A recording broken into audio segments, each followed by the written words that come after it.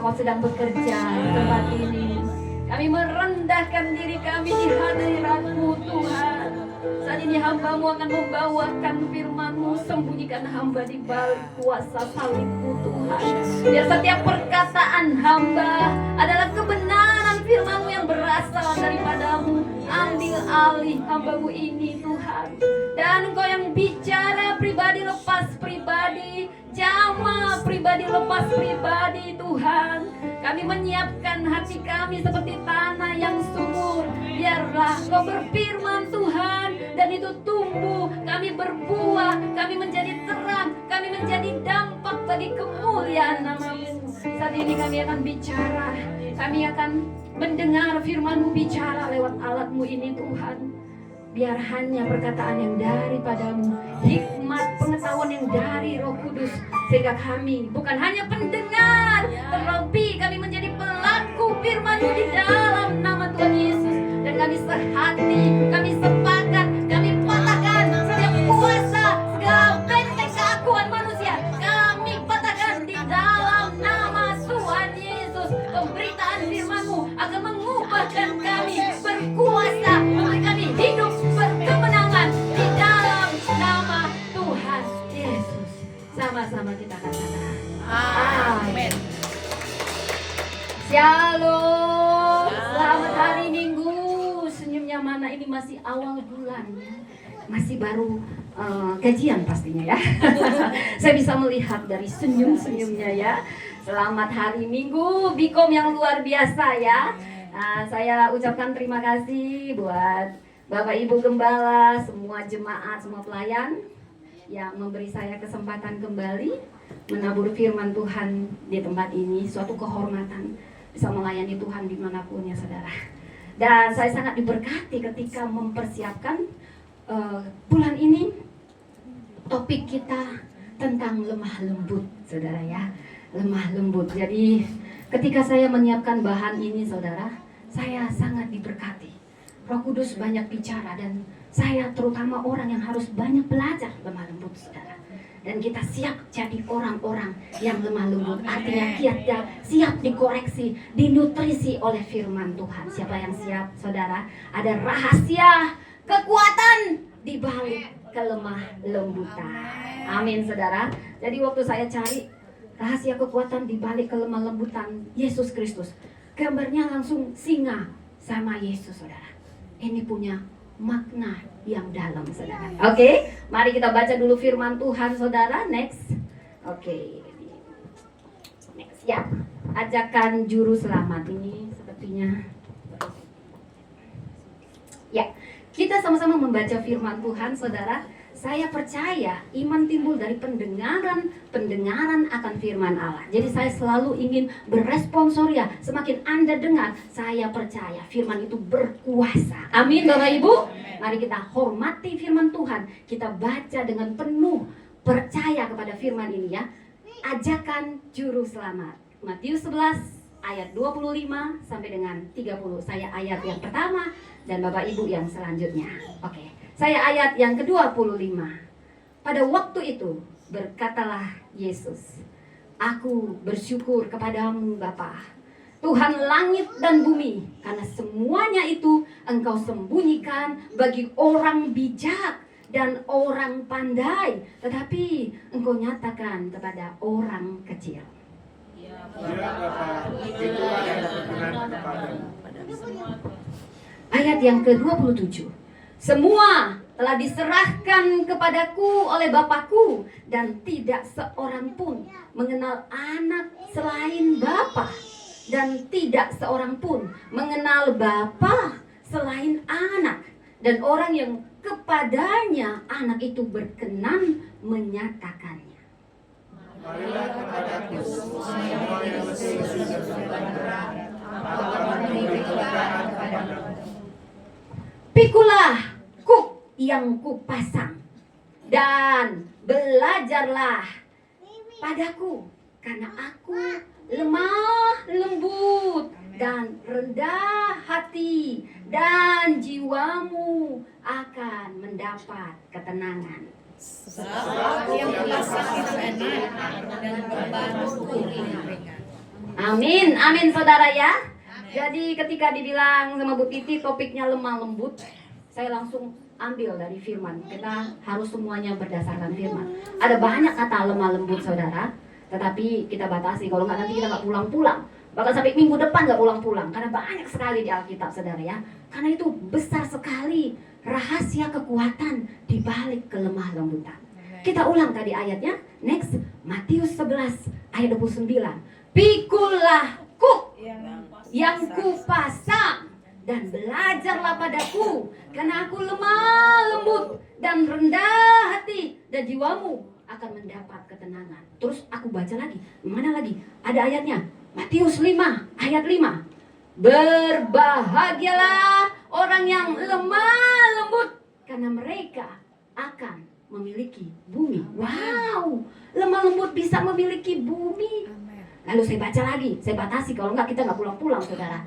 Galatia 5 ayat 22 sampai 23. Buah roh, kita semua pasti sudah hafal. Kasih, sukacita, damai sejahtera, kesabaran, kelemah lembutan, dan penguasaan diri. Tidak ada hukum yang menentang hal-hal itu. Artinya lemah lembut itu hadiah buah roh. Amin saudara. Nah kalau Anda, next ya, kalau Anda mendengar kata lemah lembut atau kelemah lembutan, apa yang terbayang di pikiran Anda? Apakah yang terbayang itu adalah orang yang ngomongnya iya, sampai kalau misalnya pun jarum berbunyi dia pokoknya nggak pernah ngelawan kayak saya ini ya. Wah ini bukan lemah lembut, dari ngomongnya aja, baca ayat nggak lemah lembut dia nih. Apa itu yang jadi gambaran Anda lemah lembut? Ya harus kayak Keraton Putri menjawab, dari mana? Ya saya adalah mau dari toilet aja pun harus lemah lembut. Baru dibilang dia ini lemah lembut, dia ini lemah lembut. Apa seperti itu lemah lembut? Yang gaya bicaranya pokoknya engge itulah lemah lembut. Dia nggak pernah ngelawan, mukanya pun lembut, suaranya pun lembut. Itu yang lemah lembut. Apa itu yang di bayangan Bapak Ibu Saudara? Kalau itu yang lemah lembut, saya tidak masuk daftar itu Bapak Ibu. Orang Batak nggak akan pernah masuk daftar itu. Hanya Wong Solo lemah lembut, hai suamiku, ya sayang. Dia baru ngomong satu, saya jawabnya, dia baru satu, saya sudah 100. Ya, ini yang lemah lembut adalah suaminya. Sedangkan istrinya tidak lemah lembut. Apa itu lemah lembut? Atau yang dia misalnya diinjak pun kakinya, tolong kaki saya jangan diinjak. Oh ini lemah lembut sekali, ibu ini lemah lembut. Kalau saya diinjak, Pak, kadang kalau saya belum bertobat, matanya ya, coba dipakai matanya Pak. Oh ini bukan lemah lembut ini. Pokoknya semua orang Batak kayak Pastor Priscilla bukan lemah lembut. Jangan kita pilih dari Wong Solo, baru itu lemah lembut. Maka semua orang Batak dicoreng, tidak lemah lembut, hanya Wong Solo. Orang NTT mirip kayak Batak, orang Papua mirip ke Batak. Pokoknya yang lemah lembut hanyalah Ibu Titi dan Ibu Suri. Kalau Ibu Priscilla, no, dia ngomong aja tegas sekali, dia bukan lemah lembut. Betul, itu lemah lembut. Tapi Yesus berani sekali berkata, belajar dariku, aku lemah lembut. Waktu aku kalau Yesus itu lemah lembut, dia pernah marah. Orang bingung gak dia marah-marah di rumah Bait Allah. Rumahku harus disebut rumah Bapakku, harus disebut rumah pujian penyembahan. Kalian menjadikannya sarang pengamun. Dia abrik-abrik itu. Kalau nonton film The Last Supper ya saudara. Yesus gak lemah lembut, bohong Yesus. Dia bilang dia lemah lembut. Tadi dia marah-marah, Apa betul itu lemah lembut saudara? Ternyata lemah lembut menurut dunia mungkin kelihatan lemah. Makanya kalau pemimpin, wah jangan pakai lemah lembut, jangan pakai aturan ya, jangan melawan. Kita harus tunjukkan kita ini powerful. Kita harus tunjukkan kita mendominasi supaya semua rakyat kita lihat siapa yang berkuasa. Itulah penguasa. Nggak ada itu lemah lembut. Betul seperti itu. Tapi Tuhan berkata, belajar sama aku lemah lembut. Padahal dia juga pernah marah. Artinya apa? Lemah lembut bukan berarti lemah gemulai, begini. You still be yourself. Saya tetap juga belajar. Bukan berarti kita tidak belajar intonasi. Kapan harus bersuara tinggi, kapan harus marah. Lemah lembut tahu waktunya. Itu lemah lembut. Kalau dia datar-datar aja, iya, Bu begini-begini, iya, itu bukan lemah lembut. Kayak terkesan apa saudara? Oh nanti gue bilang, terlalu kasar itu. Padahal ini bicara lemah lembut. Tidak ya saudara ya. Jadi lemah lembut bukan berarti pasif, bukan berarti hanya tunduk-tunduk begini, bukan berarti nggak bisa marah, bukan berarti lemah. Nah, saya tadi pakai 3 kata. Kalau bahasa di perjanjian baru itu Yunani, kalau di perjanjian lama itu Ibrani. Ternyata semua di perjanjian baru kita harus cek berdasarkan Alkitab sampai ke akar katanya. Praus di perjanjian baru ada yang saya pilih ayatnya ya, karena nggak bisa semua. Matius 5 ayat 5, Galatia 5, dan juga Matius 11 ayat 29. Itu sama katanya. Akar katanya dari bahasa Yunani praus atau singularnya praise. Itu kekuatan yang dikendalikan. Justru sebaliknya, orang yang lemah lembut itu orang yang powerful, tetapi mengendalikan dirinya, saudara. Dan kalau di perjanjian lama saya ambil kisah Musa, itu Anaf, itu bicara rendah hati, dia bergantung penuh sama Tuhan. Kalau di buah roh itu sikap batin yang tenang, tunduk pada Tuhan. Saudara, next.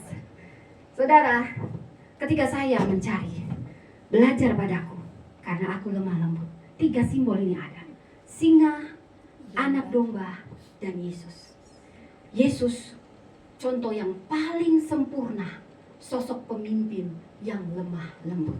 Dan ada rahasia kekuatan, makanya disuruh belajar padaku. Artinya, kalau Anda mau menjadi pribadi yang lemah lembut, harus mau diajar, harus tunduk, saudara. Nah, saya ini sangat bersyukur punya suami. Walaupun dia nggak belajar teologi, tapi saya sangat menghargai suami saya. Dia selalu berusaha menolong saya dalam pelayanan. Sampai dia buat teks. Tapi yang dia salah, dia tidak tahu kalau waktu untuk khotbah itu cukup 40 menit. Dia buat teks sampai 1 jam lebih. Jadi pernah saya ikuti, saudara. Karena saya melayani lewat YouTube, lewat media sosial. Saya ikuti, saya menghargai karena suami saya udah capek buatnya kan. Jadi saya akan beri nanti YouTube ini bahwasanya apa yang dia tulis sudah saya khotbahin. Saya mau berusaha, itulah artinya lemah lembut. Kita menghargai, walaupun mungkin tidak seberapa ataupun apa. Jadi saya ikuti. Tapi ternyata luar biasa juga suami saya ini buat khotbah. Cuman saudara, saya itu kadang terbawa. Kita kadang-kadang bawa khotbah itu bisa nangis, saudara ya. Terbawa gitu ya, terbawa. Itu tuntunan Roh Kudus. Tapi yang paling buat saya pusing, setelah dia menuntun saya nangis, saya lihat ada pantun. Loh, kok banyak sekali pantun? Jadi ini pantun. Gimana ini? Terus suami saya ternyata ingin menyisipkan pantun. Dia melihat saya ini sosok yang sangat tegas bicaranya. Jadi dia pingin, ini topik lemah lembut. Mama harus berpantun supaya mama sedikit intonasinya jangan tancap gas. Pantun akan melembutkan. Terus aku ingat, iya, lemah lembut itu kita mengendalikan diri kita, saudara. Kita bisa pilih tidak, tetapi karena kita menghargai, itu orang yang lemah lembut. Jadi saat ini, saudara, saya mau menghargai pantun suami saya sebelum saya membongkar rahasia kekuatan di balik lemah lembutan. Nah, ini sudah tancap gas karena mau berpantun, saudara. Saya mulailah, saudara ya, dengan lemah lembut juga belajar dalam intonasi. Oke? Berlayar tenang di lautan biru. Nah, bilang cakep dong, cakep. Tak terguncang meski badai menderu. Cakep. Mari kita belajar pada Kristus Sang Guru. Lemah lembutnya penuh kuasa yang syahdu. Amin, saudara ya. Karena ini belajar lemah lembut ya, walaupun tidak bergantung pada gaya bicara atau intonasi, tetapi lemah lembut juga mau diajar. Artinya intonasi juga harus tahu kapan lembut, kapan tegas. Amin. Oke, saudara, kalau kita next. Jadi kalau kita bicara tentang kelemah lembutan, saudara, maka yang kita lihat di sini, pertama, kelemah lembutan bukan orang yang lemah. Justru ketika saya olah, itu orang yang kuat, tetapi mengendalikan kekuatannya untuk tujuan yang lebih besar dengan kasih dan hikmat. Gambarnya kuda, saudara. Kenapa gambarnya kuda, saudara? Kuda itu sangat kuat, makanya kuda itu dipakai berperang. Banyak gunanya, kuat sekali tenaganya. Tetapi ada yang namanya kuda liar. Kuda liar sama kuda yang sudah dijinakkan, yang disebut lemah lembut, adalah kuda yang jinak. Kekuatannya sama, tetapi sudah dikendalikan untuk tujuan yang lebih besar, saudara. Anda tahu kenapa saya mengambil singa? Singa disebut raja hutan, sangat powerful. Kerajaan-kerajaan Inggris suka memakai lambang singa, mendominasi suatu pemimpin, menunjukkan suatu kekuatan yang sangat powerful. Tetapi singa ini bukan tinggal di hutan, tapi disebut raja hutan. Dia sebenarnya di padang belantara, tapi 10 km suaranya itu bisa kedengar. Oh! Dia berjalan penuh dengan wibawa, sehingga dia disebut raja hutan. Dia tahu kapan dia harus bertindak. Dia tahu kapan harus menahan kekuatannya. Dia punya keseimbangan antara kekuatan dan tujuan. Akhirnya dialah menjadi pemimpin. Yesus di Wahyu 5 ayat 5 dikatakan, singa dari Yehuda. Karena itu simbol kekuasaan, powerful, kepemimpinan singa, saudara. Tetapi saudara, di lain hal, Yesus juga disebut, next saudara, anak domba Allah. Anak domba Allah, kasihanilah kami. Nah, saudara, kalau saya nemani suami saya ada lagu yang begini, saudara ya. Ngertilah maksud saya ya. Karena lemah lembut juga harus bisa mengendalikan diri. Anak domba Allah, kasihanilah kami, saudara. Anak domba Allah. Kenapa Yesus disebut anak domba? Kalau saya di TikTok ya, saudara ya, sebel banget saya. Kenapa Tuhannya anak domba? Dia nggak ngerti itu simbol, saudara. Kita nggak perlu lagi ngerayain kurban, karena Yesus Kristus adalah kurban kita. Ketika saya nonton film The Last Supper, saya nangis di bangku saya, saudara. Saya nangis. Film itu begitu mencerminkan Yesus. Dia begitu powerful. Dia tahu. Sampai dia berdoa di taman Getsemani, Bapa, kalau bisa ini lalu daripadaku. Sampai dia menitikkan peluhnya menjadi tetes darah. Karena dia tahu dia harus jadi anak domba yang gak boleh bersuara. Semua harus mencabi dia. Dia tidak bersuara. Dia sudah melihat nubuatan itu. Itu persis. Ketika saya bisa merasakan, saudara, Yesus datang. Saya sering sekali harus mengulang-ulang kepada kaum Kedar, saudara, yang nimbrung kalau saya lagi di TikTok. Kalau Yesus memang anak Allah, kenapa dia harus disalib? Kenapa ini begini? Karena dia nggak ngerti, saudara. Ketika Yesus datang 100% manusia, 100% Allah. Artinya apa? Dalam 100% manusia dia bisa merasakan apa yang kita rasakan. Kedagingan, lapar, tidur, dia bisa. Tetapi yang tidak tahu, dia juga punya power 100% Allah. Saudara, dia sangat diuji ketika dia diolok-olok sebelum disalib. Saudara, di taman Getsemani, para prajurit Romawi datang, tangkap dia. Yesus sudah tahu, dia menyerahkan diri. Kenapa mesti kau tangkap aku di sini? Setiap hari aku ada di tempat-tempat umum. Si Petrus yang begitu berapi-api, langsung dia tebas salah satu prajurit itu sampai kupingnya patah. Tapi apa kata Yesus? Simpan pedangmu. Lalu dia sembuhkan. Saudara, Yesus memang tujuannya menyerahkan diri untuk disalib.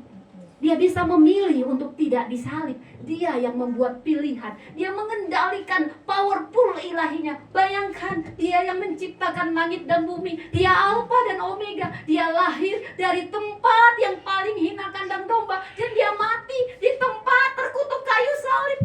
Dia pilih semua tempat terkutuk, tempat terhina. Padahal dia Tuhan, dia yang punya langit dan bumi. Pada saat yang bersama, dia punya daging, dia punya ilahi kodratnya, saudara.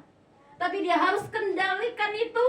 Mungkin waktu ada pasukan Romawi, tutup mukanya. Semua yang iri sama Yesus, ayo ini kesempatan, tunjuk dia, hahaha, tunjuk, pukul, ludahi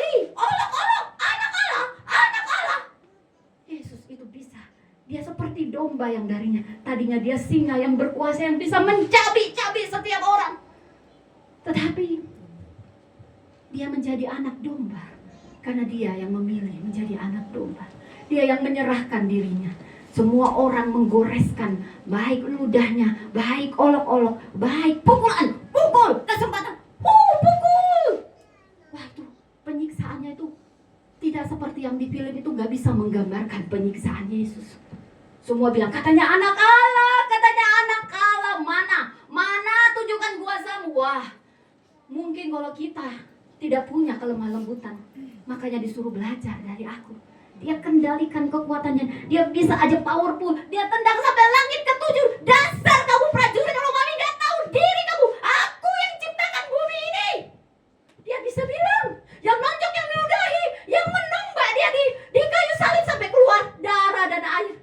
Oh, itu bisa dilepaskan semua. Paku-paku itu bisa. Waktu paku itu ditujukan, dia bisa tujuk semua orang. Dia bisa butakan mata semua orang. Karena dia Tuhan. Dia Tuhan pada saat itu.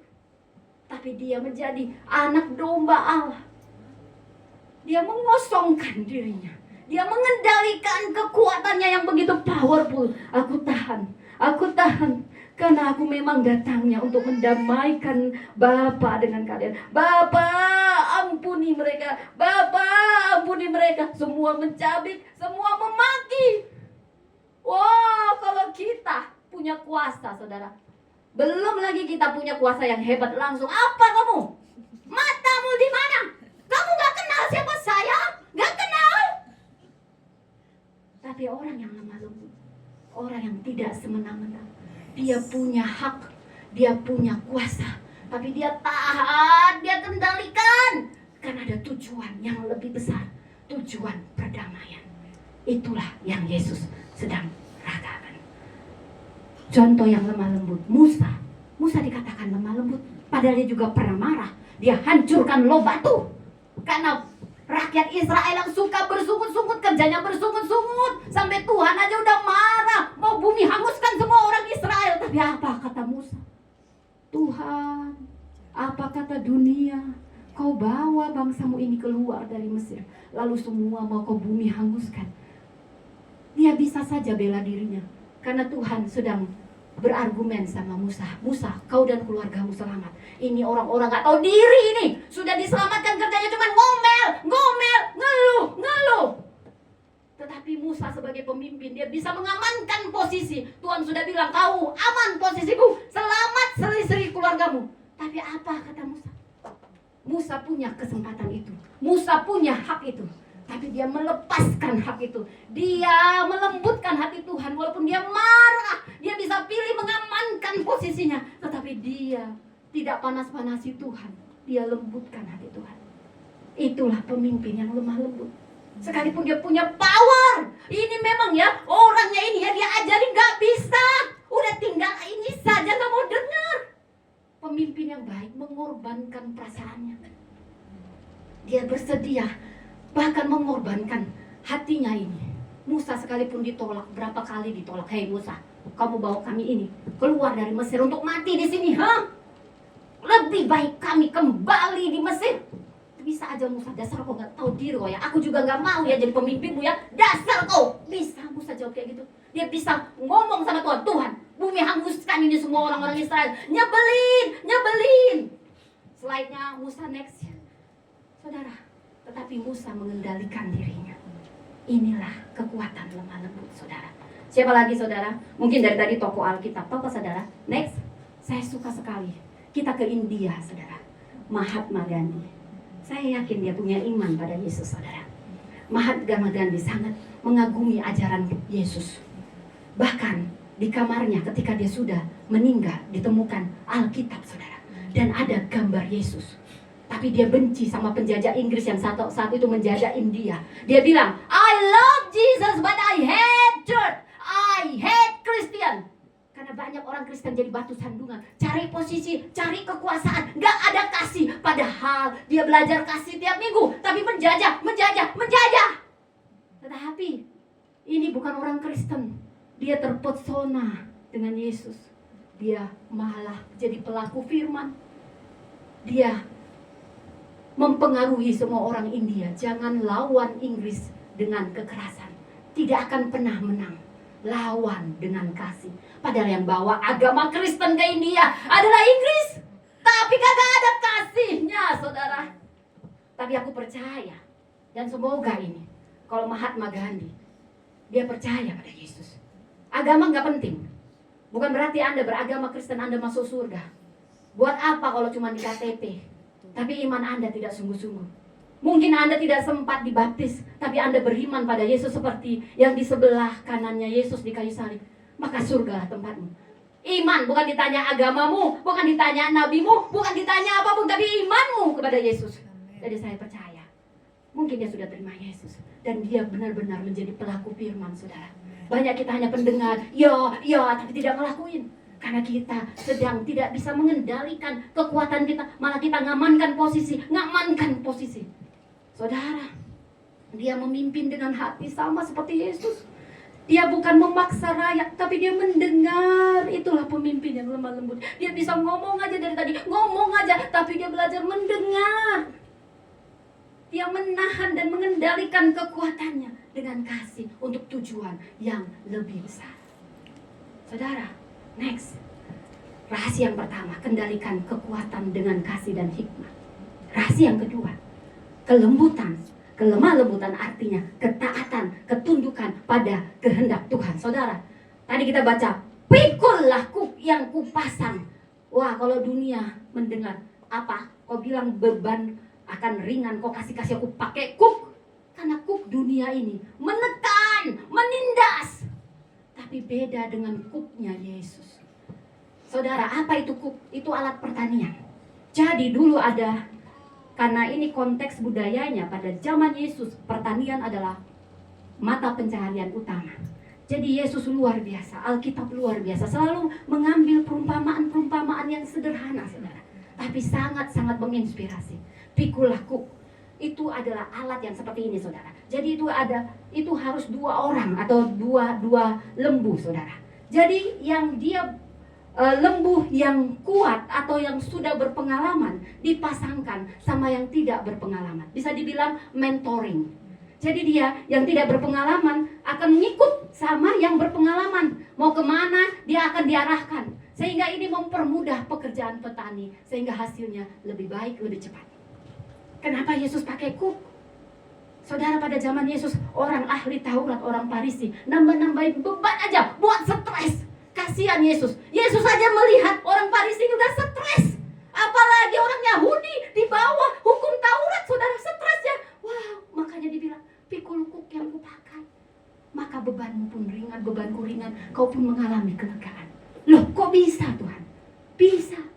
Karena beban yang terbesar yang kau miliki, aku yang bawa. Sehingga yang kau bawa itu ringan. Bebanku ringan, kita kerja sama. Ini pemimpin yang luar biasa. Dia nggak cuma ngatur-ngatur, kerjain ya. Tapi dia mendampingi, dia mentor ilahi. Tetapi yang jadi kunci, kalau kamu mau, kamu harus lemah lembut. Artinya taat, tunduk, disiplin, relasi. Bohong kalau nggak punya relasi sama Tuhan bisa lemah lembut, bohong. Karena itu ada ikatan. Tuhan bilang ke sini, taat, aku mau ke sini Tuhan, aku mau ke sini. Semakin kau melawan ya, apalagi muka-muka melawan ada di sini. Oh, di sini muka-muka lemah lembut. Semakin kau melawan, sudah dibilang ke sini, semakin sakit prosesmu. Sekalipun kau gak suka Tuhan, gak suka, tunduk. Karena kau terhubung sama Tuhan. Kalau kau tidak terhubung, maka tidak bisa. Maka bohong.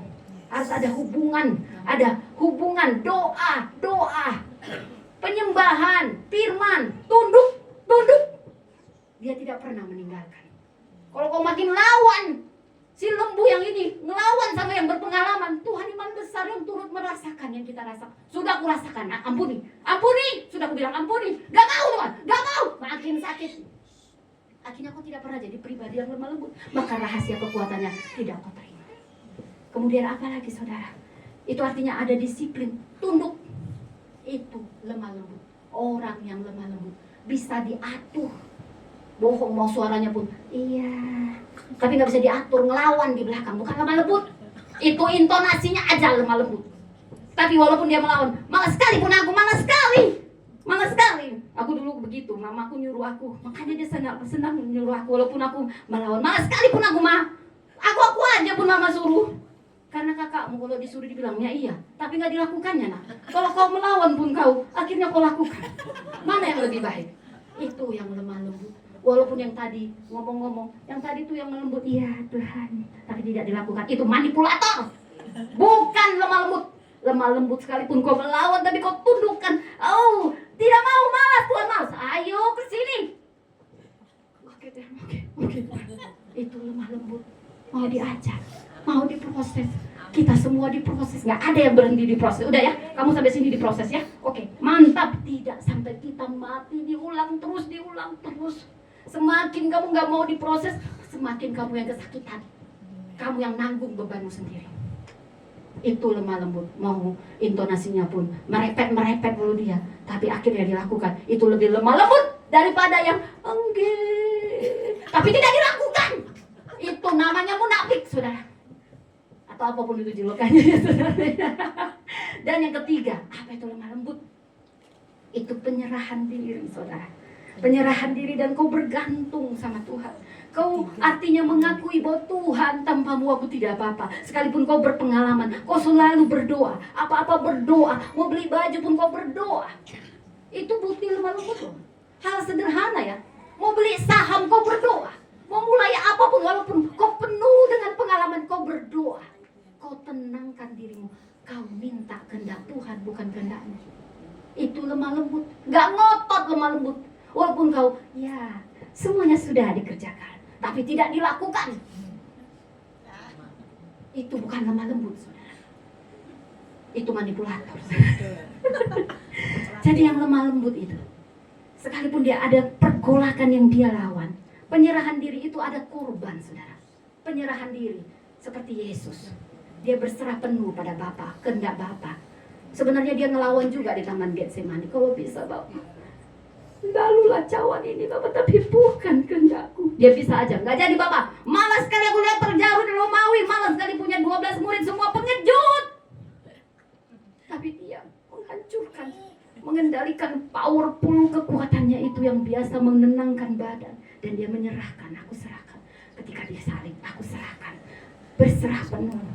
Berserah bukan berarti nyerah ya Tuhan, aku menyerah ya Tuhan. Berserah artinya kau mengakukan bagianmu yang terbaik dan melibatkan Tuhan dan percaya pada Tuhan. Bergantung pada Tuhan, berdoa, apa-apa berdoa. Mau belanja pun kau berdoa, mau beli baju pun kau berdoa. Itu orang yang lemah lembut, saudara. Karena dia selalu melibatkan Tuhan. Dan saudara, apa bisa disimpulkan next? Kelemah lembutan itu adalah kekuatan yang tersembunyi dalam jiwa yang tenang. Ia kuasai dirinya dengan hikmat, dengan kasih, tunduk dan taat dalam kehendak Tuhan, dan menyerahkan beban hidup di bawah kuk Kristus yang lembut dan ringan. Next, itu mungkin gambarnya yang Yesus begitu ganteng. Inilah pengertian lemah lembut. Singa bisa jadi anak domba. Itulah yang Yesus lakukan. Dia bisa cabik-cabik, tapi dia membiarkan dirinya yang dicabik. Itu lemah lembut. Karena misi dia menyelamatkan dunia. Saudara, apa upah dari lemah lembut? Katanya, memiliki bumi. Apa maksudnya memiliki bumi, saudara? Next, orang yang lemah lembut, saat kita menjadi orang yang lemah lembut, kita punya power. Kita bisa balas orang yang memang menyakiti kita. Dan kita punya hak. Semua bilang, balas. Seluruh dunia bilang, balas. Tapi kau mengendalikan hakmu itu, menyerahkannya pada Tuhan, sehingga balasannya dari Tuhan. Kita akan menerima warisan dan otoritas dari Allah. Warisan dan otoritas dari Allah. Apa saja, saudara? Pertama, next, warisan dan otoritas dari Allah. Ya, itu yang kedua, kita akan dihormati. Saudara, orang yang lemah lembut itu ketahuan. Ini orangnya Bapak ini ya, berkuasa Bapak ini. Tapi dia gak semena-mena. Akhirnya apa? Orang pun segan sama kita. Kita dihormati manusia dan ditinggikan Tuhan. Anda tahu kalau orang yang mau ditinggikan, cukupnya rendah hati, saudara. Itu kunci ditinggikan, rendah hati. Orang yang lemah lembut pasti rendah hati. Gak mungkin dia gak rendah hati, saudara. Dan kalau orang rendah hati, tunggu tanggal mainnya aja. Tuhan yang angkat, saudara. Pengangkatan, promosi itu dari Tuhan. Jangan percaya dari manusia. Kamu nanti kecewa.